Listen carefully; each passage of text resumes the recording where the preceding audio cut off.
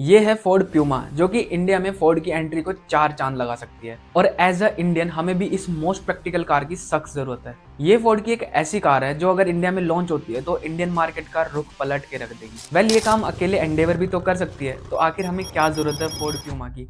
जरूरत है, क्या जरूरत है वो जानने से पहले आप ये फिगर्स देखिए, जिनमें आप देख सकते हैं कि दिसंबर 2023 में सबसे ज्यादा बिकने वाली एसयूवीज में स्कॉर्पियो सेल्टोस क्रेटा है जो टॉप पर है, और वहीं फॉर्च्यूनर जो कि सेकंड लास्ट है सेल्स में विद 3104 सेल्स इन दिसंबर 2023। यहाँ पर एक बात नोटिस करने वाली है कि जिन कार्स का बजट 20 से 30 लाख का है और जो एक मिड साइज कार है उसकी सेल्स ज्यादा है as compare to those car जो कि एक प्रॉपर या बड़ी एसयूवीज है और जिनका बजट 40 से 60 लाख है। काफी लोगों को लगता है कि अगर एंडेवर इंडिया में आती है तो इसी के दम पे फोर्ड कंपनी सर्वाइव कर सकती है और प्रॉफिट्स कर सकती है। अगर ऐसा होता तो उनके पास जाते हुए भी फोर्ड एंडेवर थी, स्टिल उन्हें भारत छोड़ना पड़ा। इसके पीछे मेन कारण था उनका सनन वाला प्लांट, जिसकी रनिंग कॉस्ट बहुत ज्यादा थी और एम्प्लॉयज की सैलरी भी बहुत ज्यादा थी। इनकी जो सेल्स से पैसे आते थे वो उधर खर्च होते थे, जिसकी वजह से फाइनली 2021 में फोर्ड ने जाने का फैसला किया। वैसे तो इसके पीछे और भी रीजन थे जिनकी डिटेल वीडियो आप आई बटन पे क्लिक करके देख सकते हैं। इंडिया से जाने के बाद कंपनी ने अपना ये वाला प्लांट टाटा को सेल कर दिया और अब जब कंपनी वापस आने की सोच रही है तो उनके सर से एक बर्डन कम हो जाता है कि एक प्लांट का रनिंग कॉस्ट देखना पड़ेगा। ये 2019 और 20 का एक डाटा है जिसमें आप क्लियरली देख सकते हैं कि फोर्ड इकोस्पोर्ट इकलौती ऐसी गाड़ी थी जिसकी सबसे ज्यादा सेल्स थी, और ये भी एक मिड साइज या फिर मिड बजट कार थी। तो इससे ये प्रूव होता है कि इंडियन मार्केट में मिड साइज कार्स की क्या अहमियत है। इस पर एक भाई साहब ने कमेंट किया था कि एंडेवर इतनी ज्यादा पॉपुलर है और अगर इसकी एक सेल होती है तो वो बराबर होगी इन मिड साइज एसयूवीज के 3 या 4 सेल्स के। ये बात सही है, इन बजट कार्स में प्रॉफिट मार्जिन कम होता है, लेकिन इंडिया में जो दिखता है वो बिकता है।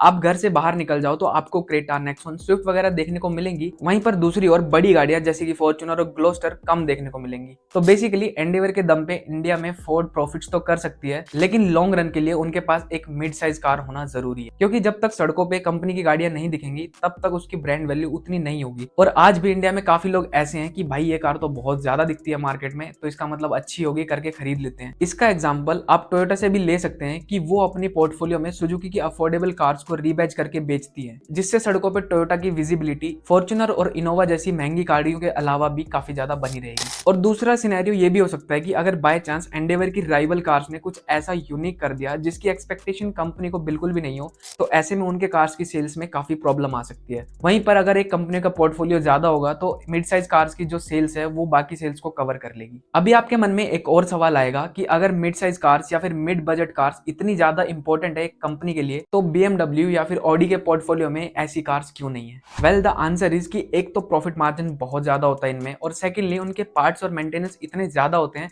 जिससे कंपनी प्रॉफिट्स कमाते हैं। अब बात आती है कि अगर फोर्ड इंडिया में आती है तो एंडेवर के साथ उनको कौन कौन सी कार्स ऐसी लेकर आनी चाहिए जिससे वो इंडिया में सर्वाइव कर पाए और कस्टमर को एक वैल्यू प्रोवाइड कर पाए। इंडिया में अभी हाइलक्स जैसी पिकअप ट्रक्स या फिर पिकअप कार्स हैं जो उनका काफी ट्रेंड बढ़ रहा है, तो रेंजर या फिर रैप्टर जैसी गाड़ियां भी बना के बेच सकती है, लेकिन वो एक ग्रोइंग मार्केट है, अभी इतना पीक पे नहीं है। तो ऐसे में फोर्ड की ये कार प्यूमा एक रेवोल्यूशनरी कार हो सकती है अगर ये इंडिया में लॉन्च होती है तो। रेवोल्यूशनरी इन द सेंस कि अगर आप इंडियन मार्केट में किसी भी एसयूवी या फिर मिड साइज एसयूवी को देखते हो तो आपको सेम सी look, boxy design, split headlight setup, connected tail light, वही बोरिंग से डिजाइन देखने को मिलते हैं। बट फोर्ड प्यूमा इन सब कार से डिफरेंट है इन टर्म्स ऑफ लुक और इन टर्म्स ऑफ प्रैक्टिकलिटी। इसकी फ्रंट से लुक्स पोर्शे की काफी महंगी और लग्जरी गाड़ियों से काफी मैच होती है, जो कि इंडियन मिड साइज कार्स के हिसाब से आउट ऑफ द बॉक्स चीज है, और इसकी प्रैक्टिकलिटी तो उससे भी बेटर है। लेकिन उससे पहले इसकी हिस्ट्री समझते हैं, क्योंकि पहले ये कार एक क्रॉसओवर नहीं थी बल्कि एक स्पोर्ट्स कूपे कार थी। देखिए, एक वीडियो को बनाने में काफी मेहनत लगती है, अगर आप सब्सक्राइब नहीं कर सकते तो सिर्फ एक लाइक कर दीजिए, उससे आपका कुछ नहीं घटेगा और मेरी थोड़ी हेल्प हो जाएगी। इसकी फर्स्ट जनरेशन को 1997 में फोर्ड ने इंट्रोड्यूस किया था, जो कि एक कॉम्पैक्ट स्पोर्ट्स कूपे कार हुआ करती थी, और ये कार एंथुसियास्ट के बीच में इसकी हैंडलिंग और परफॉर्मेंस के लिए काफी पॉपुलर थी।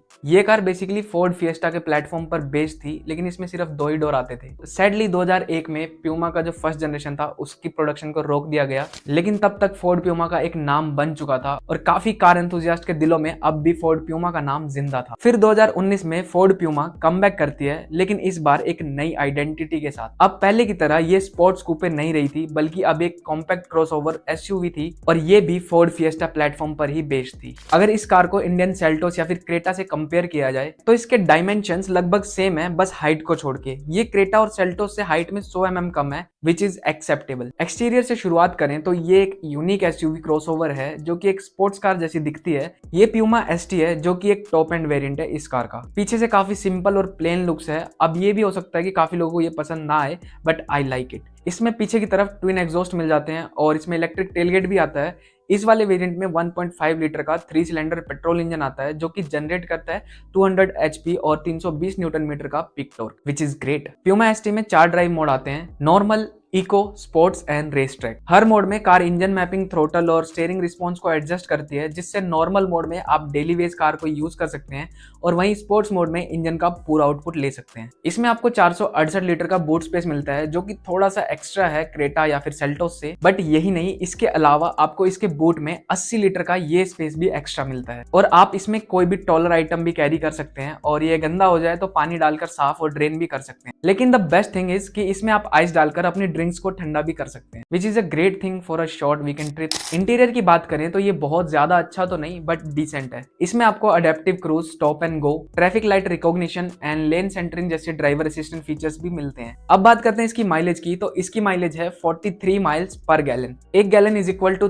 3.78 लीटर। इसका मतलब 3.78 लीटर में ये 69 किलोमीटर तक चल जाती है। ओवरऑल जो इसकी माइलेज निकल कर आती है वो 18 किलोमीटर पर लीटर है, विच इज गुड। इसके बावजूद अभी भी एक सवाल आता है कि इंडियन मार्केट में इतनी अच्छी अच्छी एसयूवीज हैं तो ये कार कहां स्टैंड करेगी। Well, it's really fun to drive car and it does not comes with a boxy design and genuinely it has a organic design which makes it different from all other cars in the market. पर अब बात आती है price की, तो UK में ये पड़ती है 26 लाख की, जो कि डेफिनेटली थोड़ा सा ज्यादा है, लेकिन जब ये इंडिया में आएगी तो डेफिनेटली इसमें कुछ ना कुछ कॉस्ट कटिंग की जाएगी और इसकी प्राइसिंग भी कॉम्पिटिटर के हिसाब से रखी जाएगी। कंक्लूजन पर आते हैं तो ओवरऑल ये कार एक प्रैक्टिकल और काफी अच्छी कार है मेरे पॉइंट ऑफ व्यू से। वेल, ऐसा भी हो सकता है कि फोर्ड इकोस्पोर्ट कंपनी भारत में लॉन्च कर दे, लेकिन उसका फेसलिफ्ट लाना पड़ेगा या फिर उसे काफी अपडेट करना पड़ेगा, जिसकी R&D में थोड़ा ज्यादा पैसा खर्च हो सकता है। तो ये एक बेटर ऑप्शन है कि वहां की गाड़ी उठा के यहाँ पे डिजाइन करके बेच दो, जो कि थोड़ा कॉस्ट इफेक्टिव भी रहेगा। वेल, अभी तो फोर्ड को इंडिया में आने देते हैं, उसके बाद ये सब सोचेंगे। और काफी लोग ऐसे हो सकते हैं जिन्हें ये कार बिल्कुल ही पसंद ना आई हो, तो वो खुद कमेंट करके बता सकते हैं कि भाई उन्हें कौन सी कार फोर्ड के पोर्टफोलियो में देखना अच्छा लगेगा, बस एंडेवर को छोड़ के। कमेंट सेक्शन खुला है, तब तक के लिए सब्सक्राइब करो। मिलते हैं अगली वीडियो में।